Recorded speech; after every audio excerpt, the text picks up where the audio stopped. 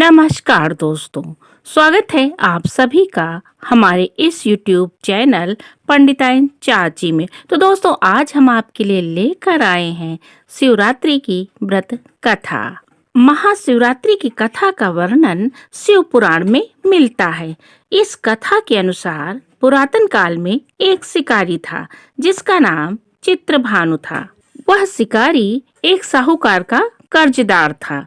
कर्ज न दे पाने की स्थिति में साहूकार ने उसे एक शिव मठ में बंदी बना दिया।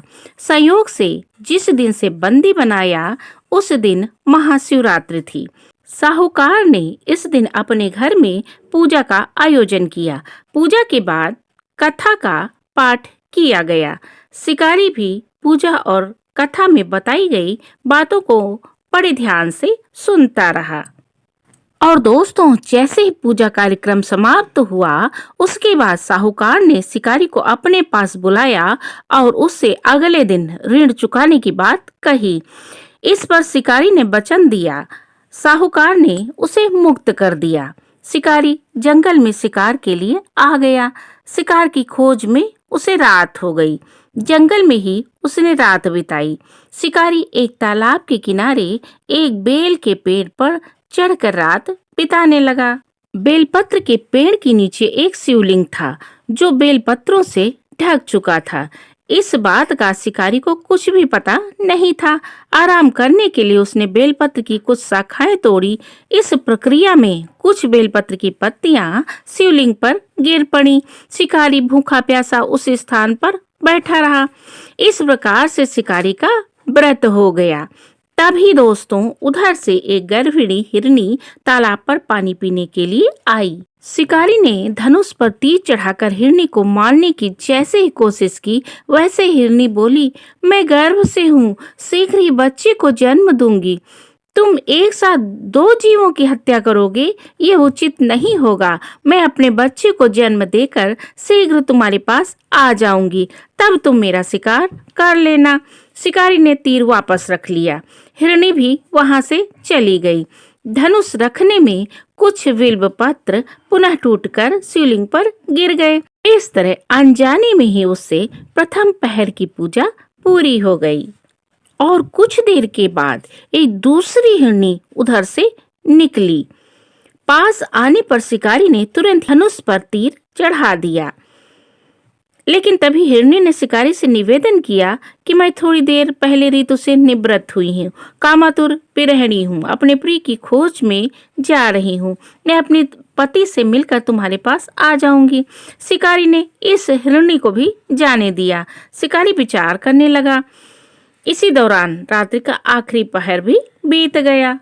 और दोस्तों, इस प्रकार इस बार भी उसके धनुष के रखने से कुछ बेलपत्र शिवलिंग पर जा गिरे। इस प्रकार उसके द्वारा दूसरे पहर की पूजन प्रक्रिया भी पूरी हो गई। उसके बाद तीसरी हिरनी दिखाई दी जो अपने बच्चों के साथ उधर से गुजर रही थी। शिकारी ने धनुष उठाकर निशाना साधा तो शिकारी तीर को छोड़ने वाला ही था कि हिरनी बोली, मैं इन बच्चों को अपने पिता को सौंप कर लौट कर आऊंगी, मुझे अभी जाने दो। शिकारी ने ऐसा करने से इनकार कर दिया। उसने बताया कि वो पहले ही दो हिरणियों को छोड़ चुका है।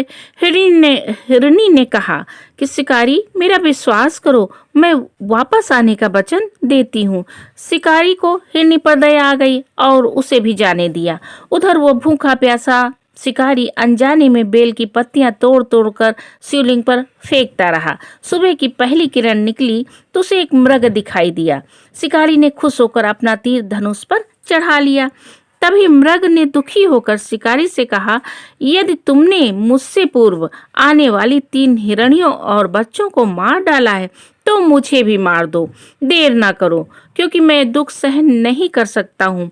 मैं उन 3 हिरणियों का पति हूँ।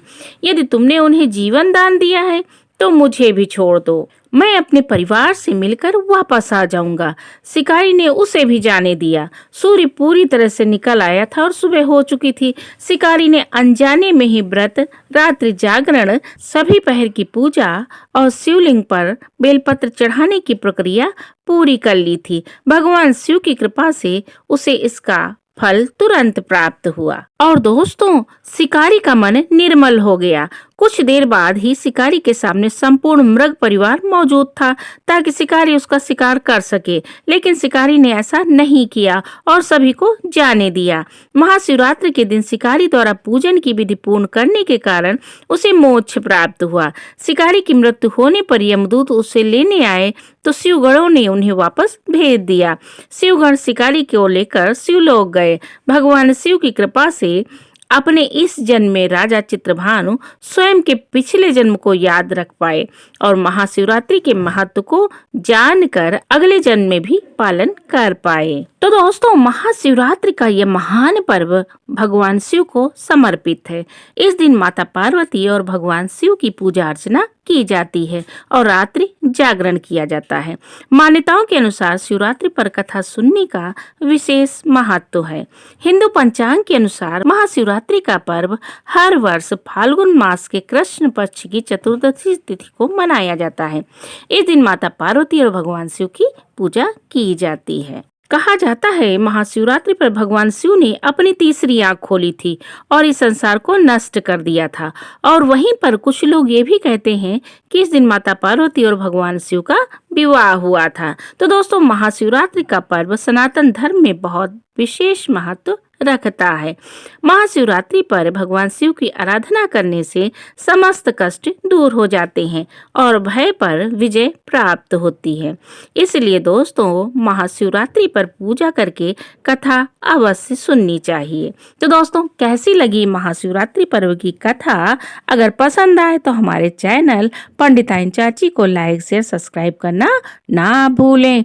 बोलो भगवान भोले बाबा की जय हो। बोलो माता पार्वती की जय हो।